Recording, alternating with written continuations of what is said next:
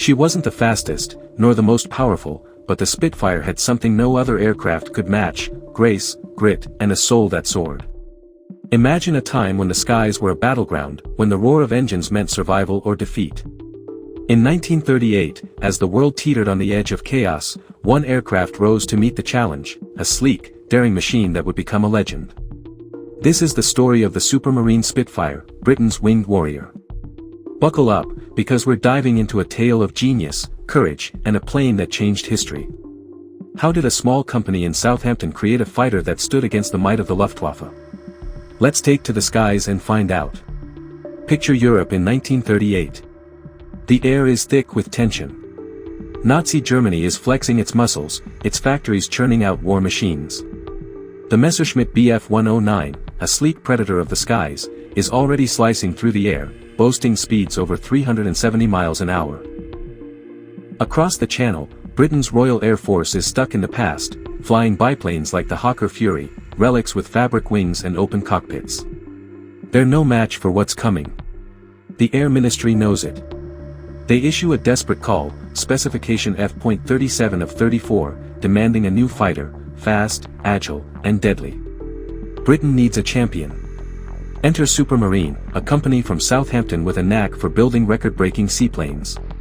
Could they deliver the fighter to save a nation? At the heart of this story is a man named Reginald Joseph Mitchell, RJ to his friends. He's a brilliant designer, the mind behind Supermarine's Schneider Trophy winners, seaplanes that screamed across the water at blistering speeds. But in 1934, Mitchell faces a new challenge: design a fighter to outfly anything Germany can throw at it.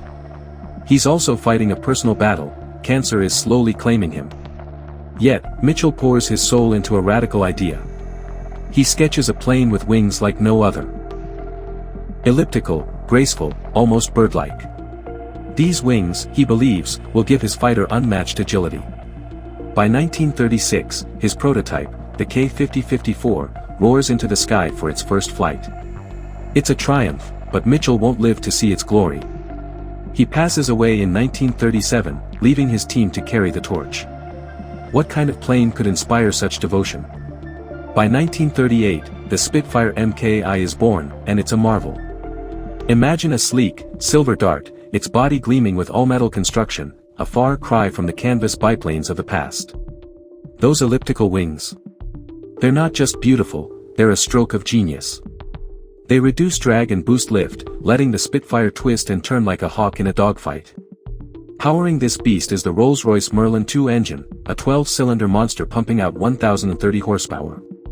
It pushes the Spitfire to 362 miles an hour, climbs 2,500 feet a minute, and soars to 31,900 feet. In the cockpit, 303 Browning machine guns spit 1,200 rounds a minute, ready to shred enemy aircraft. But it's not perfect. The fixed-pitch propeller limits its punch, and the narrow undercarriage makes landings tricky. Still, when pilots climb into the cockpit, they feel something special. This isn't just a plane, it's an extension of their will. August 1938. Duxford Airfield. The first Spitfires roll out to number 19 Squadron, their Merlin engines snarling. Pilots, used to lumbering biplanes, are awestruck. One pilot, squadron leader John "Doggy" Oliver, calls it silky, like dancing with a partner who knows every move. But 1938 is a tense waiting game, the phony war. No battles yet, just patrols and training. The Spitfire's pilots learn its quirks, pump the undercarriage 29 times to retract it, and watch that narrow landing gear on the runway. Some crash, others master it. The Spitfire is teaching the RAF how to fight a modern war.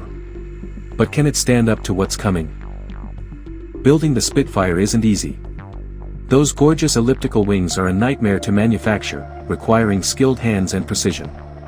Supermarine's Southampton factory churns out just 92 planes by the end of 1938. The Air Ministry scrambles, setting up shadow factories like Castle Bromwich to boost production. But the Spitfire's complexity slows things down. Early models lack armor, and their fuel tanks don't seal, vulnerabilities that could spell disaster in combat. The Merlin engine's carburetor cuts out in sharp dives, a flaw that frustrates pilots. Yet, the RAF pushes forward, knowing the Spitfire's potential. By 1939, more squadrons are equipped, and the plane is ready to prove itself. Will it rise to the challenge? Fast forward to 1940. The Battle of Britain rages. The Luftwaffe's bombers and fighters darken the skies, aiming to crush Britain before an invasion. The Spitfire, now in 19 RAF squadrons, is ready. While Hawker Hurricanes tackle bombers, Spitfires take on the Bf-109s in heart-pounding dogfights. Picture this, a Spitfire banking hard, its wings glinting in the sun, weaving through a storm of bullets. Its low wing loading, 24.5 pounds per square foot, lets it outturn the 109, though the German fighter edges out in speed. Pilots like Al Deer and Douglas Bader become legends, their Spitfires dodging and striking with lethal precision. The carburetor issue? A temporary fix, later called Miss Schilling's orifice, keeps the engines running in dives. By October 1940, the RAF holds the line, and the Spitfire is a hero. Its 1938 roots made this victory possible.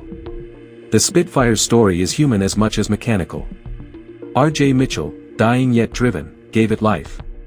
His team, led by Joseph Smith, carried it forward. Test pilot Jeffrey Quill, who flew the prototype, described it as a living thing, responsive to every touch. Pilots loved it, but it demanded skill. Landing mishaps were common. Those narrow wheels caught many off guard. Yet, in the air, it was magic. One pilot recalled a training flight in 1938, chasing clouds over Kent, feeling invincible. On the ground, women like Beatrice Schilling, an engineer, solved critical issues, proving the Spitfire was a team effort. These stories weave a tapestry of dedication and daring. By 1940, the Spitfire isn't just a plane, it's a symbol. Propaganda posters show it soaring over green fields, a beacon of hope. Its name, inspired by a fiery nickname, captures its spirit. The Merlin's roar, a snarling symphony, becomes the sound of Britain's defiance. Beyond the Battle of Britain, Spitfires fight in Malta, North Africa, and the Pacific, proving their versatility. Over 20,000 are built, evolving from the 1938 Mk-I to cannon-armed Mk Versus and beyond. Each variant builds on that first, daring design. Today, the Spitfire lives on. About 50 still fly, their engines thundering at airshows like Duxford.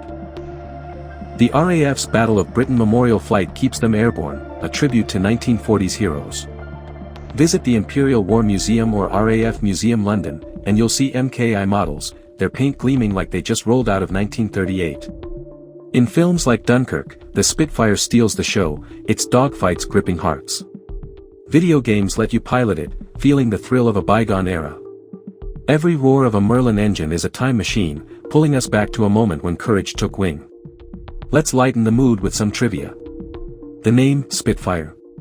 Almost shrew, but Mitchell's daughter inspired the fiercer choice. Early pilots pumped the undercarriage by hand, 29 grueling strokes. The elliptical wings, while brilliant, slowed production, frustrating factory workers. The Merlin's sound. Pure magic, a 12-cylinder growl that still raises goosebumps. But the 1938 model had flaws, no armor, leaky fuel tanks, and that pesky carburetor.